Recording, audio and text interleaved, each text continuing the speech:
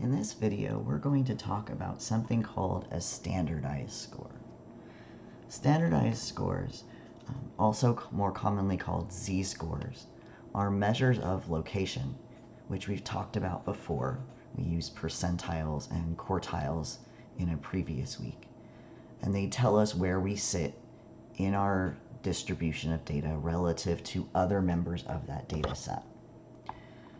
Z-scores in particular are useful in comparing not only within a data set, but between data sets that have different means and different standard deviations. So let's take a look at how we calculate a z-score. So a z-score is equal to our data value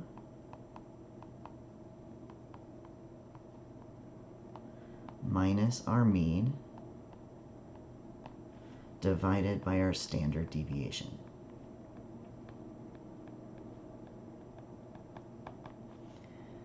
In symbol form, z is equal to x minus mu divided by sigma. And what we're doing with this equation is we're taking our deviation, or distance from the mean, which is usually in terms of hash marks on a number line, 1, 2, 3. And instead of counting by 1, 2, 3, we're counting by number of standard deviations. 1 standard deviation, 2 standard deviations, 3 standard deviations. So a standardized score is measuring how many standard deviations a data value is from the mean.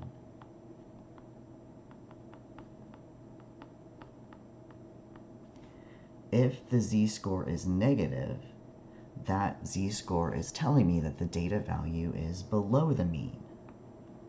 It is less than average. If the z-score is positive, it's telling me that my data value is above the mean, better than average. If the z-score is equal to 0, and I'm looking at my fraction, the only way for that to happen is the numerator is 0, meaning my data value and my mean are the same number. So the data value is equal to the mean.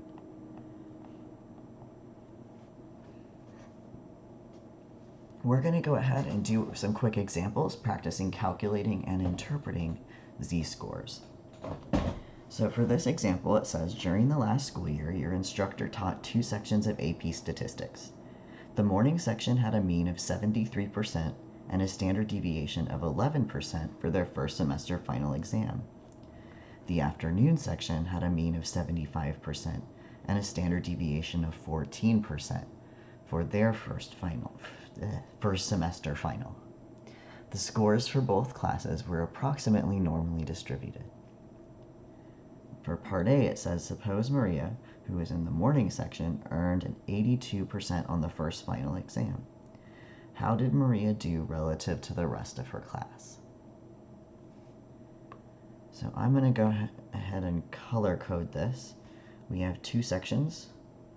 We have a morning section, and they gave us a mean of 73 and a standard deviation of 11.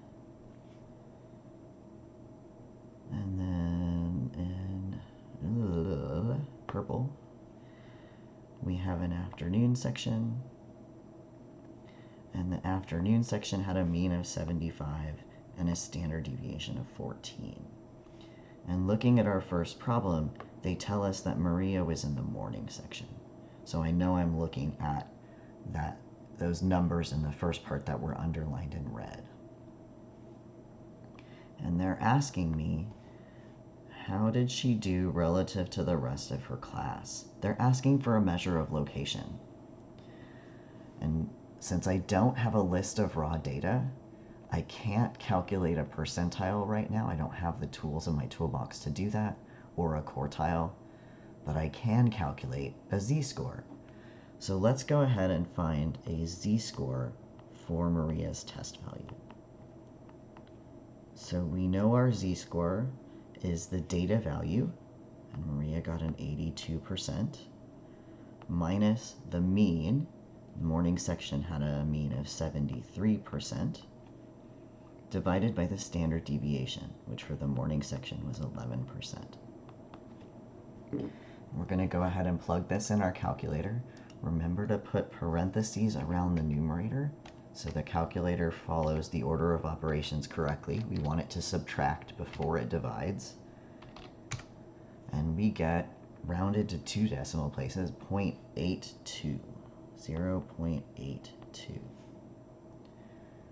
So that tells me 2 pieces of information. It's positive, so we know that Maria did better than average. Specifically, she's 0.82, so a little less than 1 standard deviation above the mean.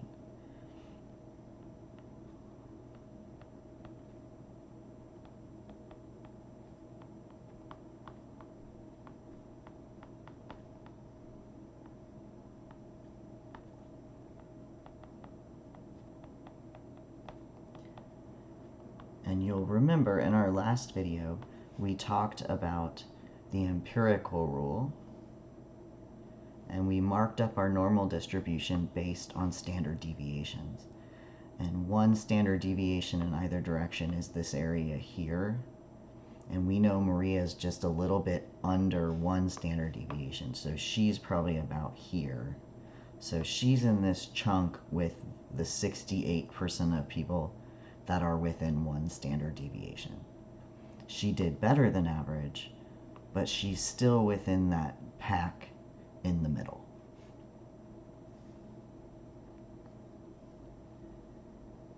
The next question says, Maria's friend Max also earned an 82 on his first semester final. Max was in the afternoon section. How did Max do relative to the rest of his class? So we're going to calculate Max's z-score in a similar way. We know he got the same score percentage-wise as Maria, but his class had a different average, 75%, and a different standard deviation, 14%. So we'll go back to our calculator and redo that calculation. 82 minus 75 divided by 14, and we get 0.5. Oops, not 0.5, 50. So Max scored just half a standard deviation above the mean for his class.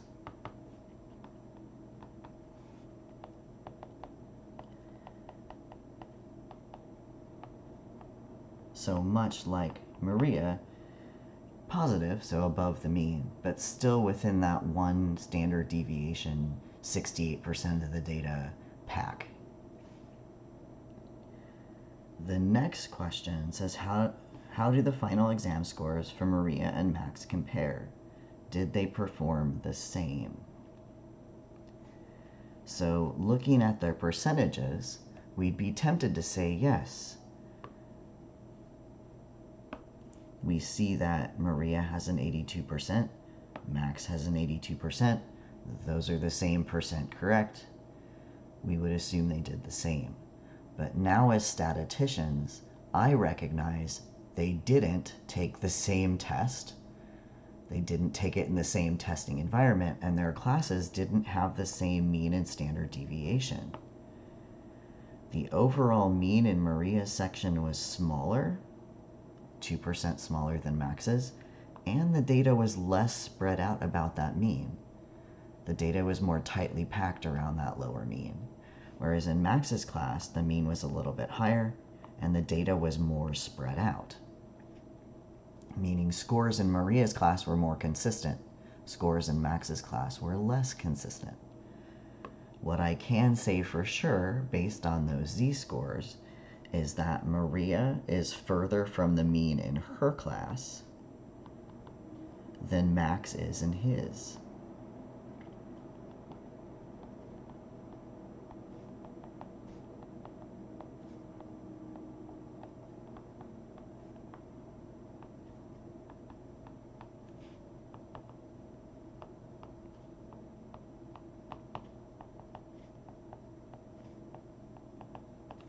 So as an educator, I'm inclined to say that, and I didn't mean to record that on my iPad.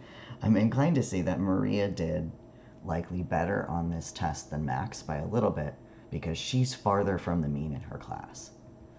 So comparatively speaking, Maria did better relative to her class than Max did relative to his.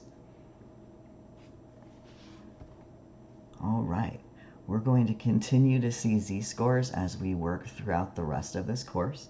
If you have any questions on what a z-score is or what it measures, feel free to send me an email or drop by office hours. Otherwise, I'll see you in our next video.